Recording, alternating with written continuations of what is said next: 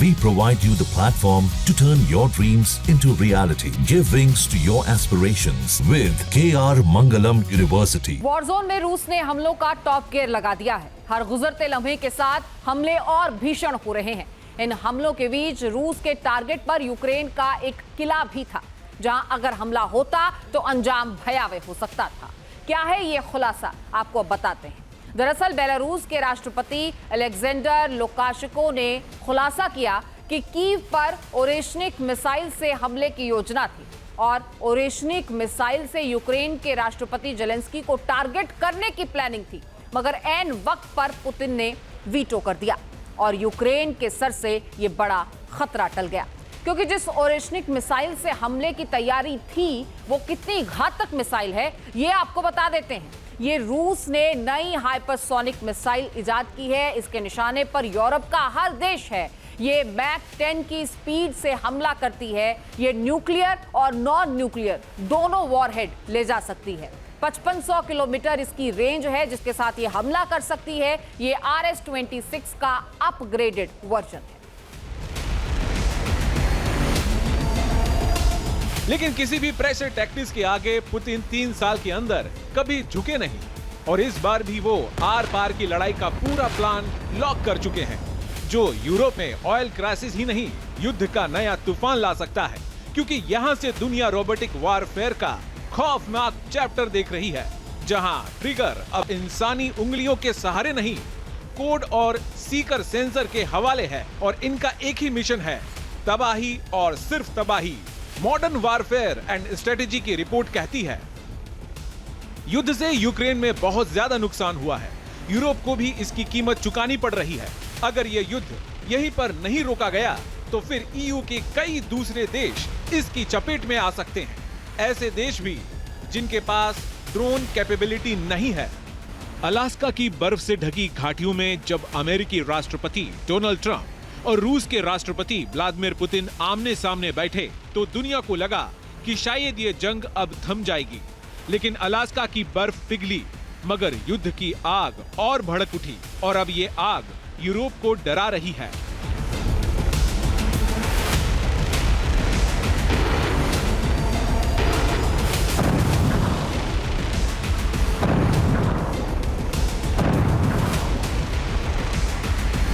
इस युद्ध ने दिखा दिया कि रोबोटिक आर्मी से युद्ध कितना भयावह हो सकता है। ड्रोन से भी दुश्मन देश में हमले कितने विनाशक हो सकते हैं। किसी भी स्ट्रेटेजिक लोकेशन को मिट्टी में मिलाया जा सकता है और वो भी $1000-2000 के ड्रोनों से।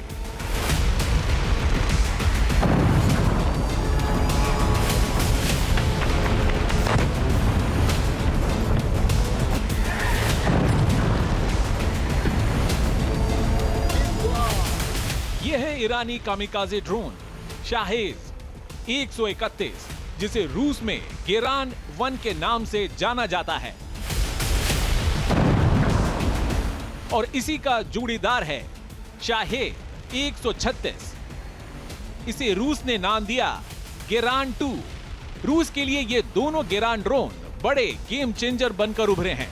रूस यूक्रेन के खिलाफ युद्ध में ईरानी शाहेद 136 का बखूबी इस्तेमाल कर रहा है। सुसाइडल स्ट्राइक्स में ड्रोन्स यूक्रेन के अंदर नाटो के एयर डिफेंस सिस्टम को धुआं कर रहा है। 3 साल से चल रही जंग में जिन हथियारों का इस्तेमाल साल भर पहले तक सीमित था, अब वहां सुसाइड ड्रोन्स वॉर के ब्रह्मास्त्र बन गए हैं। दोनों एक दूसरे के ऊपर इल्ज़ाम लगा रहे हैं कि 1-1 लाख सैनिक आपने 1000 किलोमीटर का जो बॉर्डर है उस पर तैनात कर रखे हैं। यूक्रेन तो कह रहा है कि बेलारूस ने वैगनार के ट्रूप भी लड़ा के भी वहाँ तैनात कर रखे हैं। इतना ही नहीं, जो वो युद्ध अभ्यास कर रहे हैं वो उस एरिया में कर रहे हैं जो चेरनोबिल के पास है, यानी कि जो हमारी सुरक्षा को खतरा है। अब बेलारूस ने अपना स्टैंड बदला है। जब यूक्रेन ने कुर्स्क में रशिया के अटैक किया और उसको कब्जाया, तब उस समय बेलारूस ने यूक्रेन के खिलाफ धमकी दी थी। यानी under the present circumstances Belarus रूस के कहने पे मिसाइल अटैक कर सकता है यूक्रेन। ड्रोन फिक्स टारगेट तक जाकर वहां विस्फोटक गिराता है, पिछले 35 दिनों में 6000 से ज्यादा गेरोन सीरीज के ड्रोन ने ऐसे घातक हमले किए जिसने जमीनी और हवाई हमलों को पीछे कर दिया।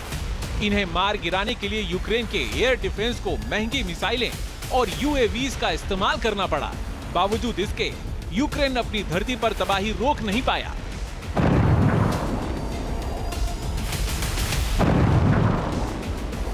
इस युद्ध ने यह भी बारूदी मैसेज दे दिया कि भविष्य के युद्ध का ट्रेंड पूरी तरह बदलने वाला है। अनमैन्ड हथियारों से भयानक तूफान आने वाला है।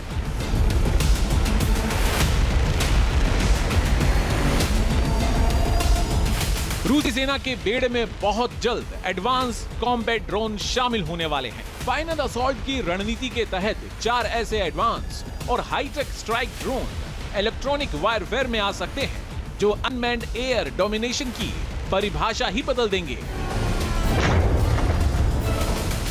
या यूं कहें फ्यूचर वार का सीन ही पलट देंगे। राष्ट्रपति पुतिन की ड्रोन स्ट्राइक फोर्स जिन 4 खतरनाक ड्रोन्स को शामिल करने वाली है उसमें पहले नंबर पर है S-70 ओखोतनिक B strike drone. Combat drone की दुनिया में इसे हंटर के नाम से जाना जाता है। ये हैवी स्टील्थ अटैक ड्रोन है जिसके बारे में कहा जाता है कि ये कुछ ही हफ्तों के अंदर ही युद्ध में अपना शक्ति प्रदर्शन कर सकता है। काउंसिल ऑफ डिफेंस रिलेशन की रिपोर्ट के मुताबिक ईरानी कामिकाजी ड्रोन से कहीं ज्यादा घातक है, जो Su-57 के साथ टीम बनाकर लॉयल विंगमैन की तरह काम करता है। स्टील्थ टेक्नोलॉजी, सटीक हथियारों से lace KH-59 cruise missile AI cooperative mode में Su-57 फाइटर जेट के साथ उड़ सकता है।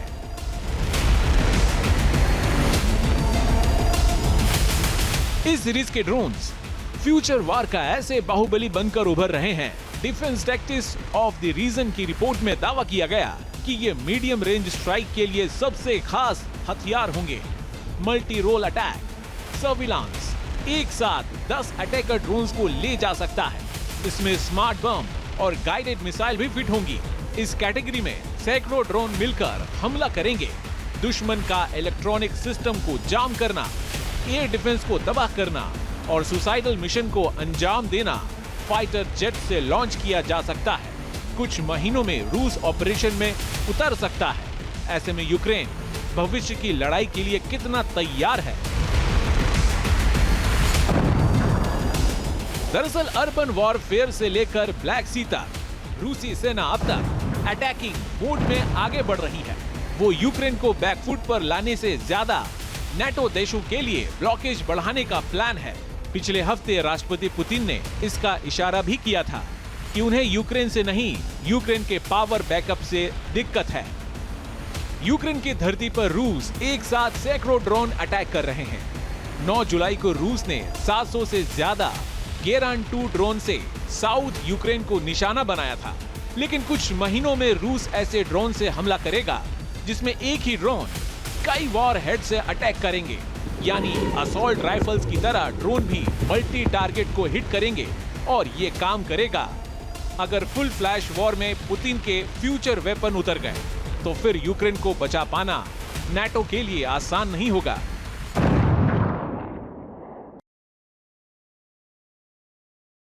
जहाँ भक्ति है हर शब्द में, कथाओं में छुपे हैं दिव्य रहस्य और ज्योतिष देता है जीवन को दिशा। धर्म से जुड़ी हर बातों को जानने के लिए हमारे चैनल स्तुति को सब्सक्राइब करें।